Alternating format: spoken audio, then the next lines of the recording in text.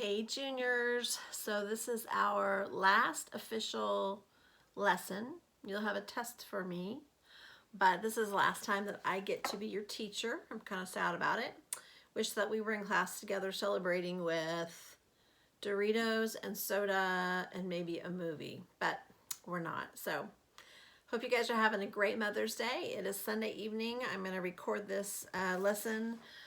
I should be out there enjoying my family, but you guys are sort of my pseudo family during this pandemic. So at least the screen here is. I'm tired. It's been a busy day. So I'm going to cover a lot of ground in hopefully a short period of time. I'm going to cover 3 major topics as we finish up the year. I wish that I had more time, but we're going to just do what we can.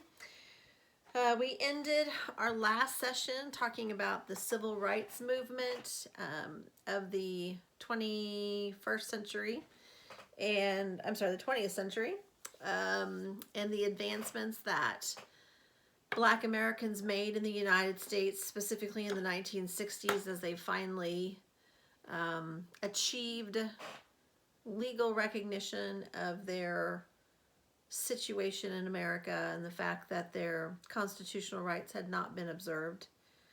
And we've come a long way.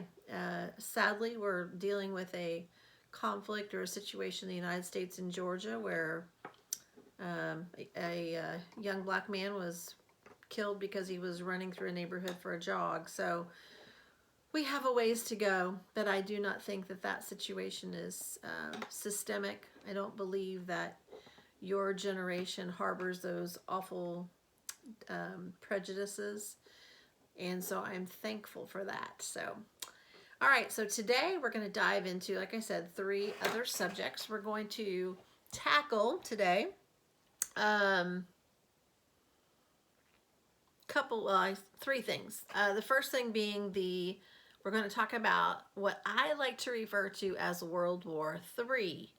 I believe that Islamic fundamentalism, as it has crashed on the scene in the last few decades, is in effect a worldwide war that the civilized nations of the world have had to battle, as well as moderate Muslim countries. Islamic fundamentalism, Islamic radicalism, however you want to couch it, and the inner turmoil and struggle within Islam itself has spilled over and affected innumerable numbers of people, their own people, as well as those outside of their borders. And unfortunately, so I believe it's the battle of your generation. I don't know that our world will see it come to a conclusion. There are a lot of battles within Islam that we on the outside can do nothing about because they're religious in nature. But just a real quick backdrop. Effectively, the Muslim caliphate is I guess you could say, a territory of land that is under the control of a religious organization or body. It's not the same as a country with borders and political identity.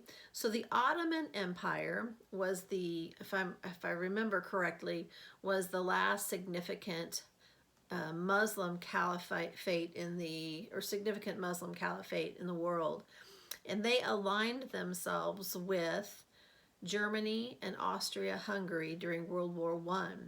And when the Germans and Austria-Hungarian Empire lost, the Ottoman Empire lost most of its land holdings.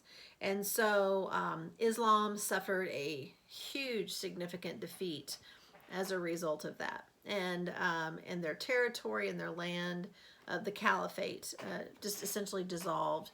And in replace of that, a lot of Western civilizations, cultures, countries, the British, the French, began to control those territories and try to establish within those territories sovereign nations. And so out of the Ottoman Empire arose a whole host of countries, Turkey, Syria, some of those North African countries, I don't remember the status of the Middle East at the time, but so a lot of that land that bordered the European countries and the parts of North Africa became sovereign nations, most of them under the rule or authority of Muslim leaders, whether kings, monarchs, dictators, whatever. So for decades after World War One, I guess you could say the battle on the horizon was the Cold War. It was a battle of ideologies, of political ideologies, not religious ideologies. And suddenly in 1979, onto the screen of the world began something known as the Islamic Revolution. And before we go into that, that's going to be our big significant event today. I want to give just a real quick flashback to a trio of presidents that were associated with the height of the Cold War. Now we're going back a couple of lessons, but on your first PowerPoint slide, you're going to see a picture of John F. Kennedy, Lyndon Johnson, and Richard Nixon. And these are the three presidents who essentially served our country during the Vietnam War. And the Vietnam War was an outgrowth of the Truman Doctrine and the idea of containing communism. We went to war in Vietnam, in effect, to prevent the spread of communism into South Korea. And we messed things up pretty good. Lots of bad policies, lots of bad choices.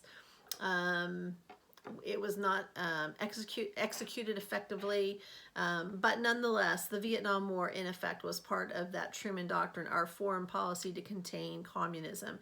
And the Vietnam War was fought in the 1960s and 1970s, and it was kind of a slow bleed. President Kennedy was a Cold War president. He began to send advisors to Vietnam to check out the situation. And then Lyndon Johnson, when he was president, after John F. Kennedy was assassinated, Lyndon Johnson served at the height of the Cold War in Vietnam, in the Vietnam era, and sent in upwards of 550,000 American troops, so 500,000 troops. So there was a surge into Vietnam during his presidency. As a result of that, he became a very unpopular president and chose not to run again. So he finished Kennedy's term and then served 4 years of his own. And then Richard Nixon comes onto the scene with the promise that he will withdraw troops from Vietnam. And so he is elected president. He beats the person that the Democrat at the time, and becomes president. So it's Kennedy, Johnson, and Nixon. And all three of these guys are what I would refer to as Cold War era presidents. And they came in contact with aspects of the Cold War in other ways. Let me read my notes here. I actually put this on the PowerPoint for you. All three of these presidents served during the Cold War and had complex foreign policy issues that arose during their time in office. John F. Kennedy had the Bay of Pigs, which was in Cuba, the Cuban Missile Crisis, which was a conflict between us and the Soviet Union. He also traveled to Germany, where Germany was divided east and west, communist and non-communist, where he spoke out against the communists and said very fervently, "I am a Berliner. I identify with you." He stood by the Berlin Wall and spoke to the people of West Berlin so that the people of East Berlin could hear him. Of course, he also challenged America to join the space race because the Russians were beating us. Lyndon Johnson, of course, escalated the war in Vietnam, which was part of the Cold War. And then Richard Nixon, again, ran on a campaign to end the war. He was also the first president to visit the communist country, or the People's Republic of China, and visit with their communist leaders. He also visited Moscow and reached out to the Soviet Union for an arms reduction treaty, the SALT Treaty. And so all three of these presidents were engulfed in the Cold War era. Of course, Richard Nixon, of course, was not impeached, but because of the Watergate scandal, which I don't have time to go into, He stepped down from office and Gerald Ford took over for him. Before we go into the Islamic Revolution, I just have a slide up here that I snagged off of an old lesson that had just some images of some of the pop culture of the 1970s. The 1970s was a really weird era. The 1960s were, of course, the hippies. The 1970s was a bleed over from the hippies. Kind of a disillusionment with the American dream. The Cold War was still going on. Things like prayer were being the Supreme Court ruled that prayer should be removed from school. People shouldn't be able to pray. You have the just basically the sex revolution. You have lots of people involved in drug use. I was born in 1967, so my grade school years were in the 1970s, and so a lot of these images kind of represent the pop culture that I remember. So on the screen you'll see the cartoon Scooby-Doo was introduced in the 70s. The movie Jaws was a big hit at the box office. Gosh, I forgot the name of that show. Facts of Life. Star Wars was introduced. I remember seeing my first Star Wars movie on the big screen. Music like AC/DC, the Bee Gees, Jackson 5 were all really, really big deal then. The Beatles were kind of coming off of their ride from the 1960s and going and doing their own thing. The movie Rocky came to the theaters, and so we were all introduced to Sylvester Stallone. What else do I have here? Welcome Back, Kotter was a real popular television show. Muhammad Ali was the heavyweight champion of the world. So anyway, just a really interesting time of living. But there was I would say, just a real blah period as well. President Carter is going to come into the White House. He came out of nowhere. He had been the governor of Georgia. Before that, he had been a peanut farmer. He was a Southern Baptist. He was a Democrat, and didn't have a lot of experience. Of course, he was the governor of Georgia, but on a big stage was pretty much dwarfed. And he entered the White House at a time that probably a really strong economic president would have been helpful, and he wasn't. He was kind of a Debbie Downer a little bit. And so it was a real kind of a depressing decade, especially the latter part of the decade. Things like there was a crisis in the oil sector, and so the price of gas went through the roof. And actually, I can remember a couple of summers, I believe it was, there were long gas lines, people waiting in line to get gas because there was a shortage on gas. The Soviet Union had invaded Afghanistan, and so President Carter announced that the United States would not be participating in the Russian Olympics. If you've seen the movie, great movie, the movie called, oh darn it, it's about the American hockey team. It'll come back to me. It's a fantastic movie. Anyway, we did participate in the Winter Olympics, but we did not participate in the Summer Olympics. There was a lot of anti-American rhetoric around the world. Being patriotic was kind of something that you really weren't supposed to do. So it was just and inflation went through the roof. People were paying an arm and a leg on interest. And so it was just a frustrating decade, and Jimmy Carter didn't know what to do about it. In the meantime, there was a stirring happening in Iran. Iran is historically a Persian country that practices Islam. The Iran of the 1970s is not the Iran that you know today, that's run by the mullahs and the ayatollahs. It was a sort of a secular country with Islamic roots, Persian heritage, and it was run by a Shah, which means Caesar in Persian. And the Shah had made some deals with American oil companies and other European oil companies, and he was lining his pockets with the oil money while his people were starving. And anytime anybody raised a question about his character or the ethical nature of how he was stripping this money from the people, he would have people imprisoned or beaten. And so he was just kind of a thug. On the outward appearance, he looked very polished. His father had been the Shah or the emperor or king before him. And the people of Iran became increasingly agitated. They thought that they wanted freedom from this oppressive emperor, and they wanted to bring back their religious leaders that had been exiled by the Shah. The religious leaders were always in conflict with the emperors or the leaders of Iran, because the religious leaders wanted a religious society, and the monarchs or the emperors, the Shahs, they wanted a secular society. And so the Shah saw the Ayatollah Khomeini as a threat and exiled him, and he'd been exiled for many, many years. So there was a student revolution that built and built and built and built up in Iran. And this was in 1979, until it got so significant and the Shah's life was in so much danger that he decided he had to leave the country. And so he was swept away by his military leaders, and he and his family left the country. And you'll see a picture here of him and his wife in all of their royal beauty and their elegance, and they're surrounded by this beautiful throne room, and his son is there as well. And the image right next to it is a man who is protesting his rule, and he's wearing images of people that have been killed by the Shah's police, and they're doing his dirty work for him. And like I said, eventually he had to leave the country. But that's where it gets tricky. He was the student population, the college population of Iran, believed him to be almost have committed crimes against their people. Don't bark, Romeo. My dog's fixing to start barking. Don't bark. No barking. He's looking at me like I'm gonna bark. If he does, I'll stop him. Anyway, and so eventually this was a student-led revolution.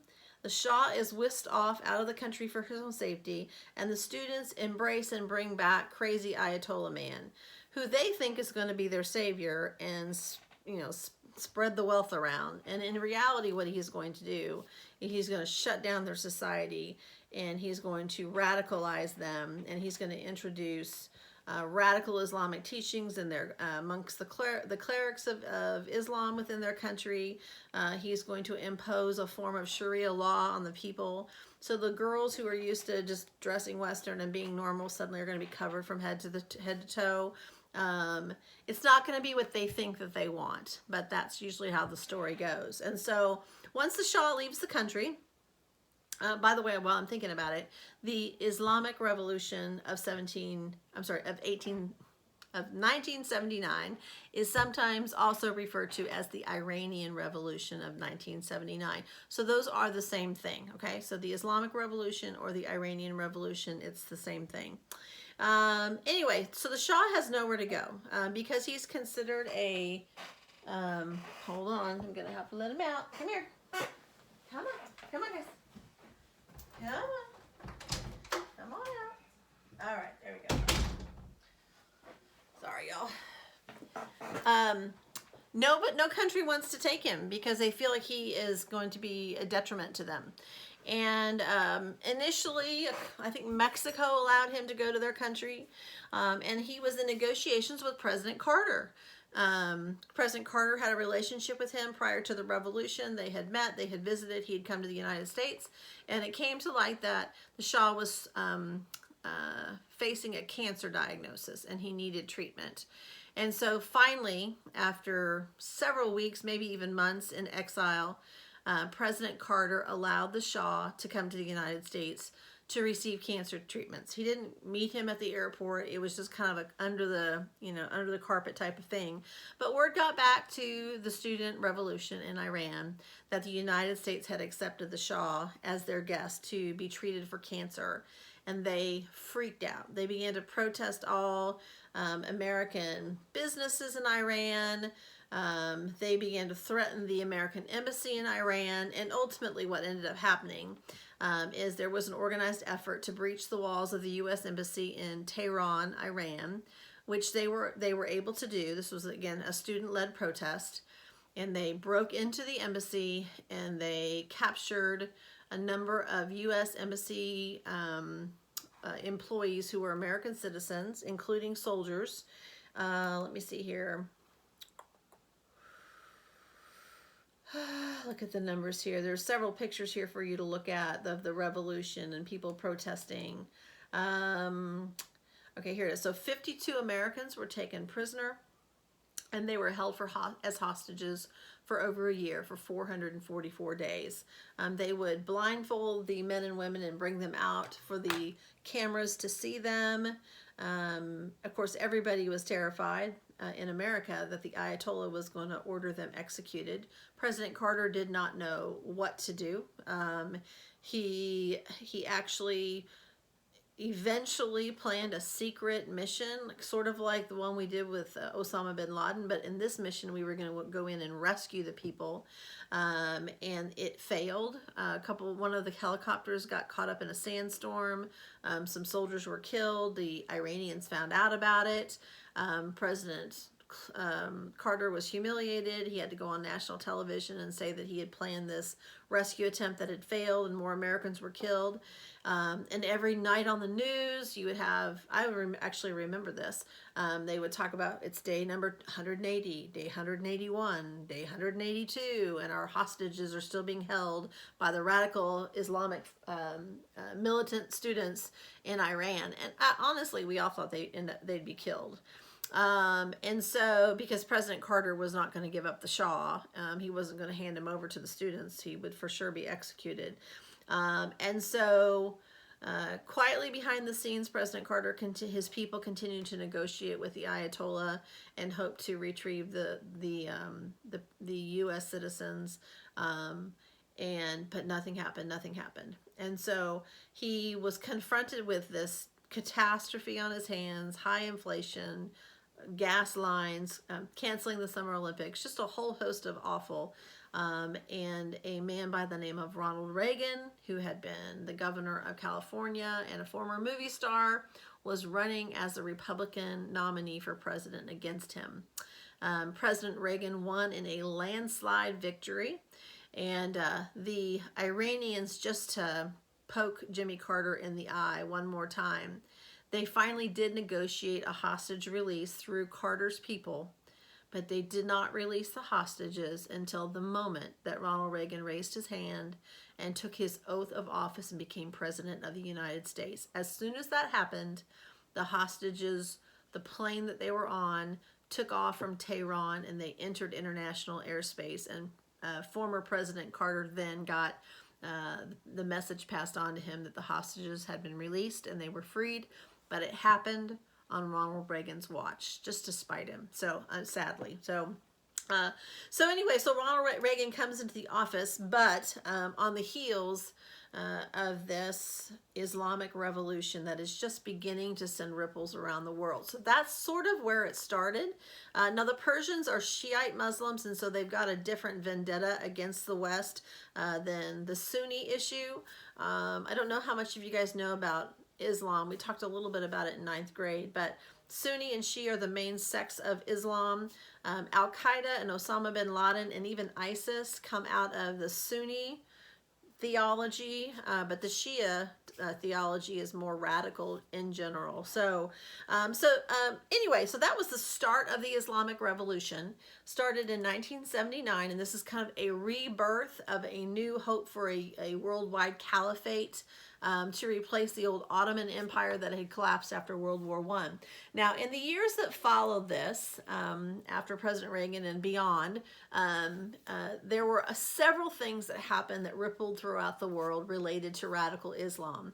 A lot of it happened unbeknownst to us because it was small attacks here and there. Israel dealt with it pretty much from day one. Indonesia, India, with the struggle between the Muslims and Pakistan.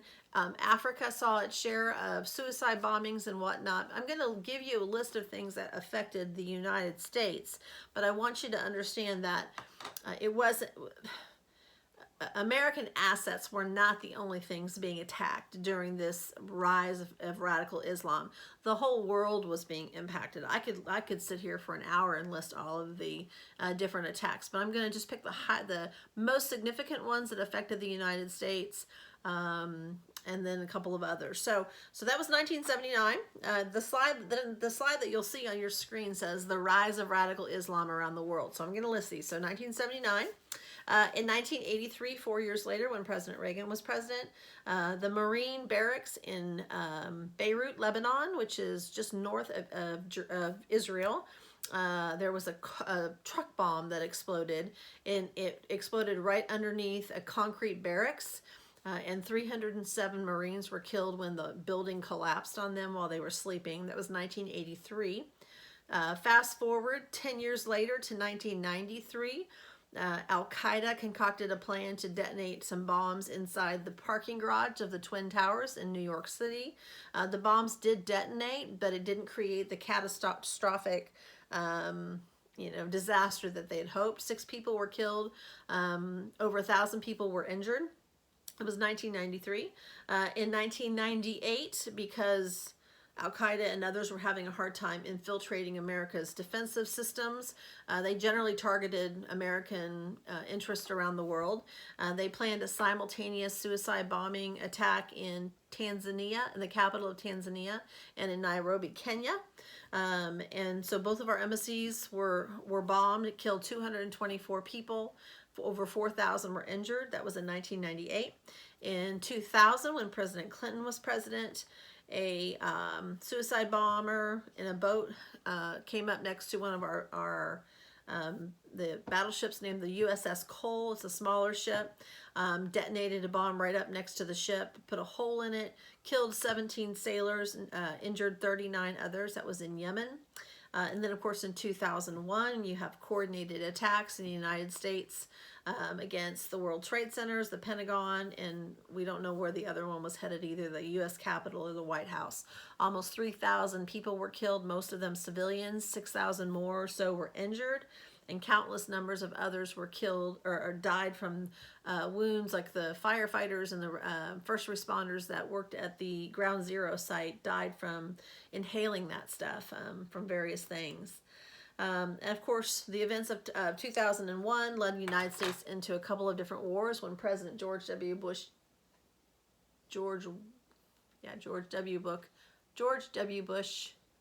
I don't think he's a junior. I don't think he calls himself a junior. Anyway, George Bush number 2. He, in an attempt to track down those that were responsible for the attacks in New York and in Washington, D.C., he instigated Operation Enduring Freedom, which was America's war in Afghanistan, going after Osama bin Laden and the Taliban. During this particular war, which has been called America's longest war, it started in 2001, just a few months after, actually like 2 months after the September 11th bombings. President Bush initiated a new doctrine, in effect. It's his foreign policy that said, if you as a nation harbor a terrorist or somebody that has harmed the United States and you don't give them over, we are going to consider you one with those terrorists or that organization, and we will go in and destroy you or do what we have to get to who we're looking for. They would not turn over Osama bin Laden or his training camps, and so they became the target of American fury. And so in 2001, we went in and basically destroyed the Taliban. Over the course of the war from 2001 to 2014, we're in a different phase of that. There are still U.S. troops there, but it's a different phase of the war. So technically, they say the war was from 2001 to 2014. Over 4,000 U.S. soldiers, military and civilian contractors were killed. And these numbers are kind of loosey. They're not hard, I'm not giving you the specific number. It was the best numbers I could find. I kind of, I don't want to say rounded, because you can't say that about a human life, but approximately 4,000 U.S. military and civilian contractors were killed in Afghanistan. Over 20,000 were wounded. A couple years later, we found ourselves in Iraq, also as a result of the 2001 attacks on American soil. Saddam Hussein was the dictator of Iraq at the time, and Saddam Hussein, our intelligence services suggested that Saddam Hussein was trying to sell chemical weapons and weapons of mass destruction to terrorist organizations that he was dealing with. We knew that he had chemical weapons because he had used them against the Kurds in northern Iraq previously, and so President Bush decided it wasn't worth the risk in a post 9/11 world, and he sent troops into Iraq. quickly overthrew Saddam Hussein's dictatorship. He eventually was captured and tried and executed for crimes against his people. Unfortunately, there was a significant insurgency that took place in Iraq. Very unstable country, and forces within Islam began to fight one another and to fight us to remove us. And so they were fighting for territory, fighting for a caliphate, fighting for all host of things that we really had no control over. So things got really awful and messy towards the end of the war. So the war lasted from 2003 to 2011. We still do have troops there, a few. We trained Iraqi forces, but Iraq is still kind of a mess. So I don't know that there's anything we can do about it. About 5,000 U.S. military were killed in the wars in Iraq, and over 33,000 were wounded. And so if you, into that awful, ugly mix after the United States withdrew from Iraq, it created a bit of a vacuum for more fundamentalists who were waging this worldwide Islamic war, again, which I call World War III. That group became known as the Islamic State of Iraq and Syria, also known as ISIS. And these were rogue fighters from all around the world that were displaced and unhappy, and also some of them were part of the Syrian conflict. And they decided to get on board with these crazies and take over this area of land between Syria and Iraq that had been unstable for decades, and begin to establish a new caliphate in that old world and to regain the honor of years gone by. And of course they were monsters. They showed that to the world on their horrible videos that they procured and released to the public. They were truly monsters. And so America, exhausted from 2 decades now of war against radical Islam and an inability to truly defeat them the way that you defeat a traditional enemy, decided to avoid large numbers of boots on the ground and instead blow the heck out of those places where ISIS existed. President Obama did it trepidatiously. He wasn't a fan. Drop a bomb here, drop a bomb there. And then when President Trump came into office, he's like, no, we're going to give them the big guns. And just within a few months, he had pummeled them pretty significantly, to the point that by 2019, they lost their last little tiny bit of significant land space. There's still them scrambling around. There's even suggestion that in the middle of this pandemic, they may have the opportunity to grow some roots again in that unstable part of the world. I don't know. I hope not.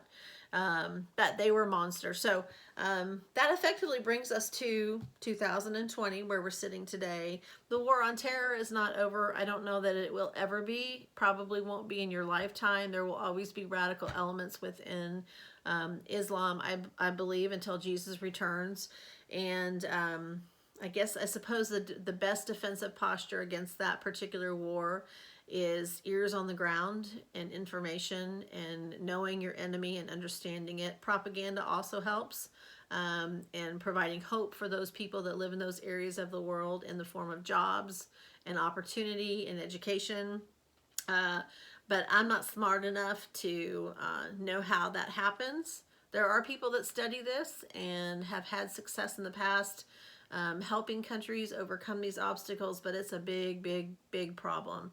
Today's America wants to stick their head in the ground and pretend like it's not happening. That's kind of where we're sitting today. So that is America's war on terror in a 15-minute nutshell. So hopefully that made sense, but I just felt like that's part of who you guys are. It's part of your generation. You're not the World War I or World War II generation.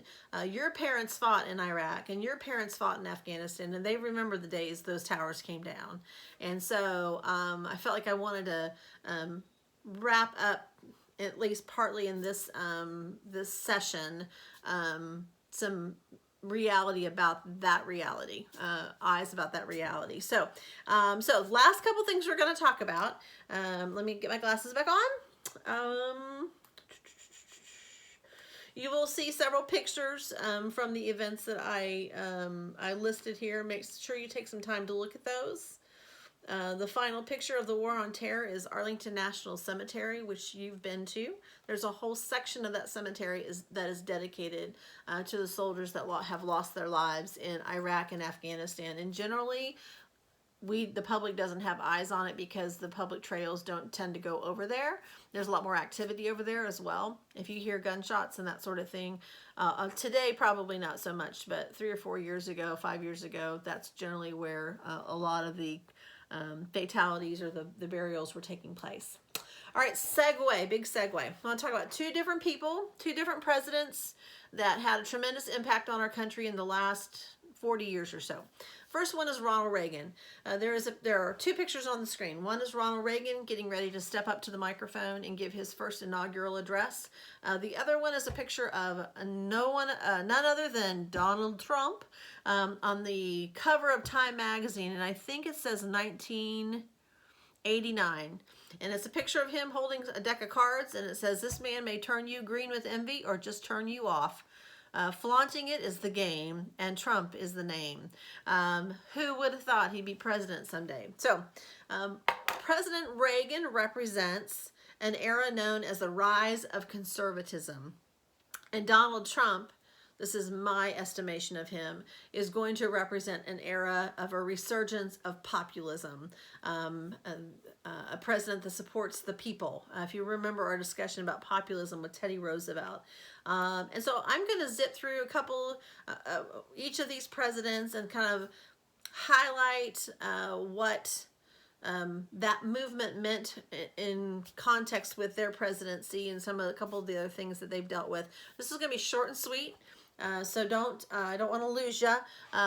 Just follow me. I'm going to kind of probably be reading off the screen because I decided to type in my thoughts here in the last little few minutes here. So Ronald Reagan was president number 40. He was a Republican president. He served from 1981 to 1989. So as we said before, he came after Jimmy Carter.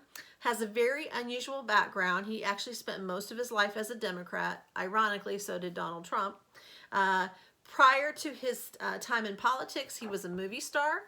He was unable to serve in World War II because of, I think it was his eyesight.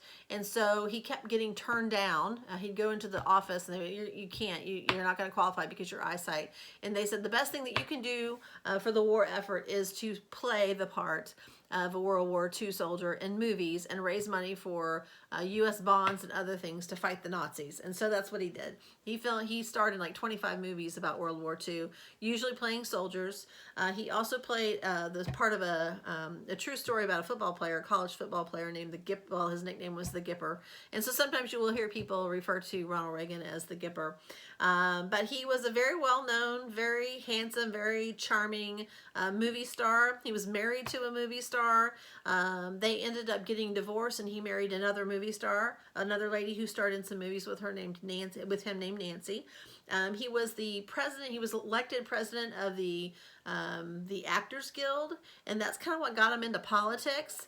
And he became very disillusioned with the Democrat Party, and ultimately, by the time he decided to run for governor of California, he had switched parties. He oftentimes said the Democrat Party left him. He didn't leave it. Like, they became something that he was not comfortable with. And so he became a Republican, and then he ran for governor of California and won. And it's been a long time. It had been a long time since, well, I don't know back then.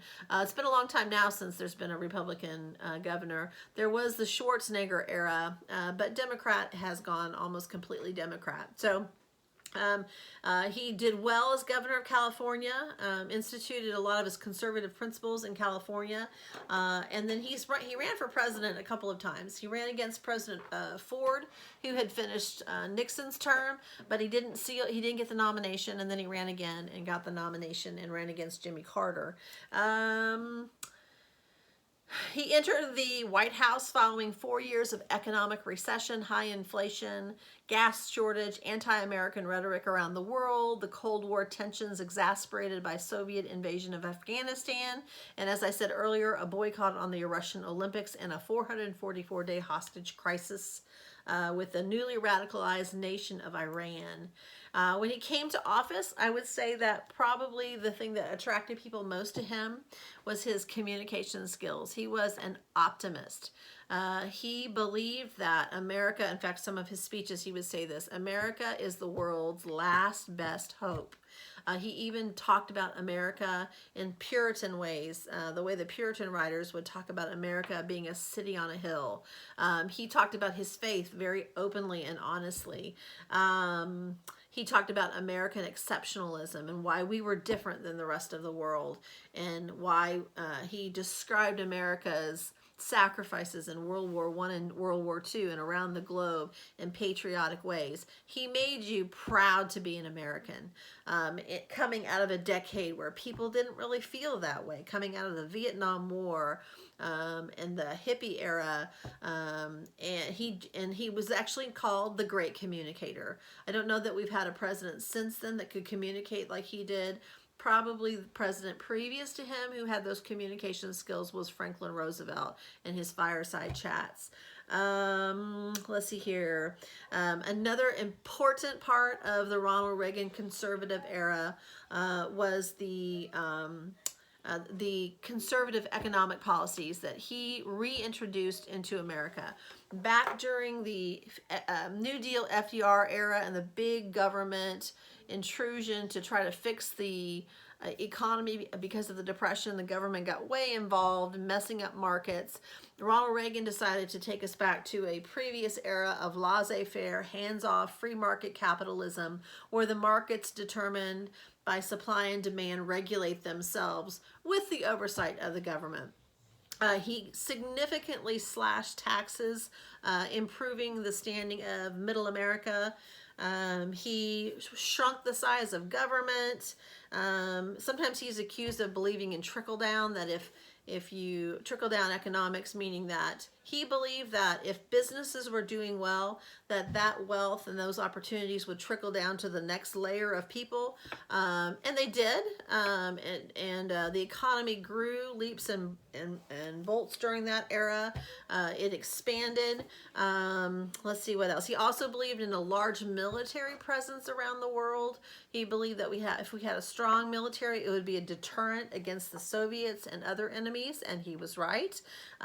He confronted the Soviet communists head on.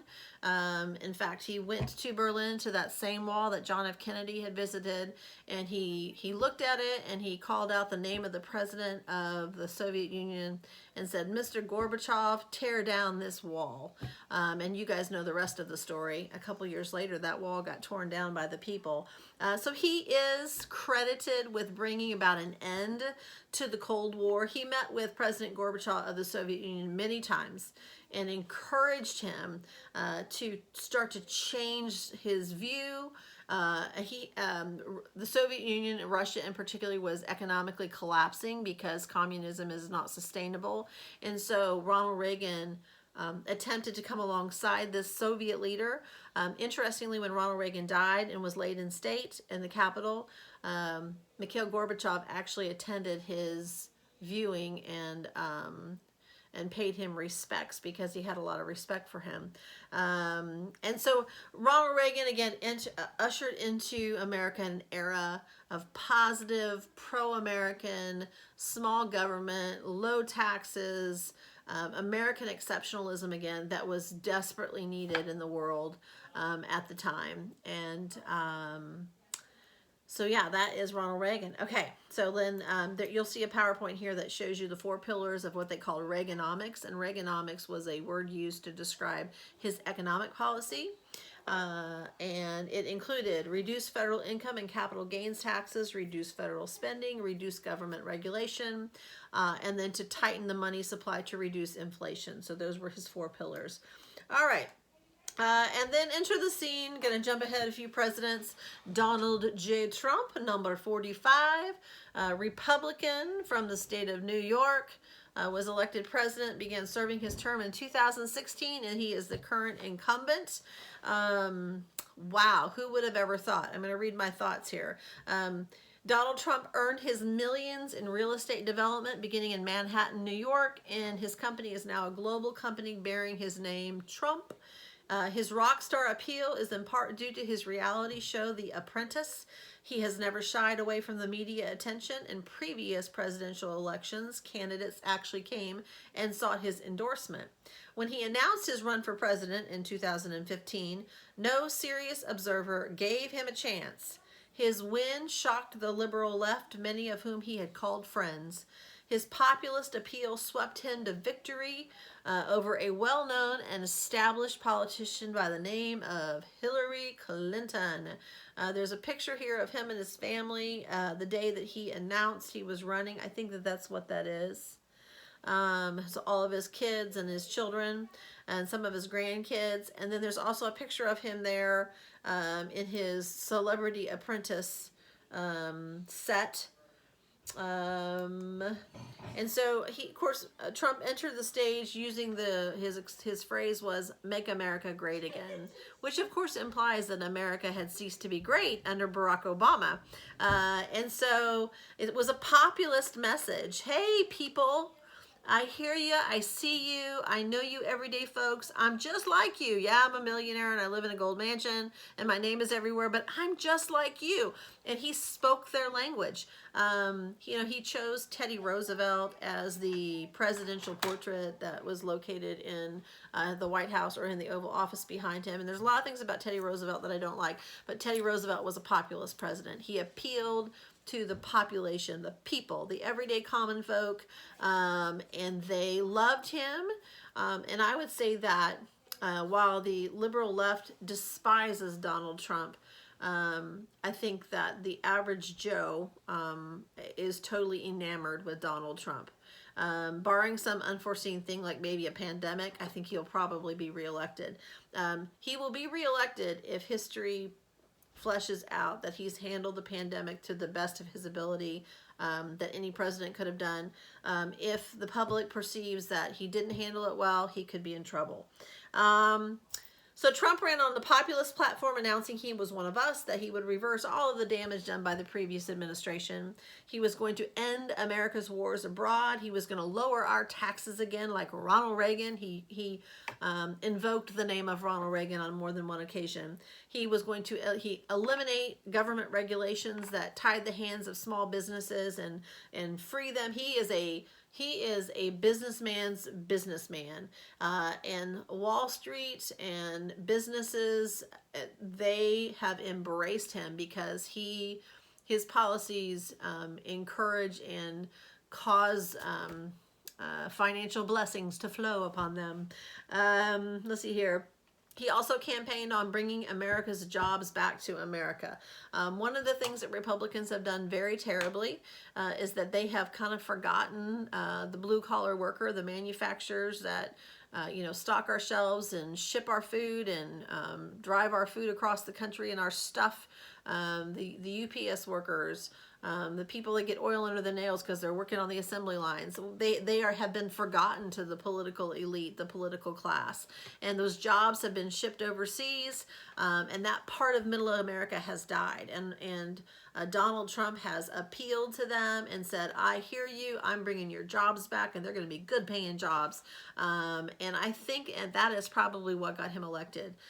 Those underserved group of workers in the United States believed his message that he was going to help them and bring jobs back to America. Of course, he's also he promised and he has renegotiated trade deals with foreign nations. His policies are America First policies, as was Ronald Reagan's. And so that's kind of what he had hoped to achieve. That's what he's been trying to achieve.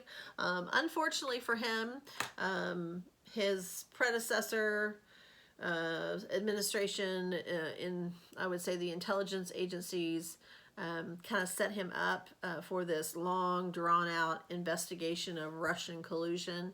As it's turned out, Russia, it was all bogus. He and his campaign were not, Russian spies and Russian agents and all that stuff. But the guy has been. I'm not going to say where I stand with Donald Trump, but I'm just telling you, as history as I see it.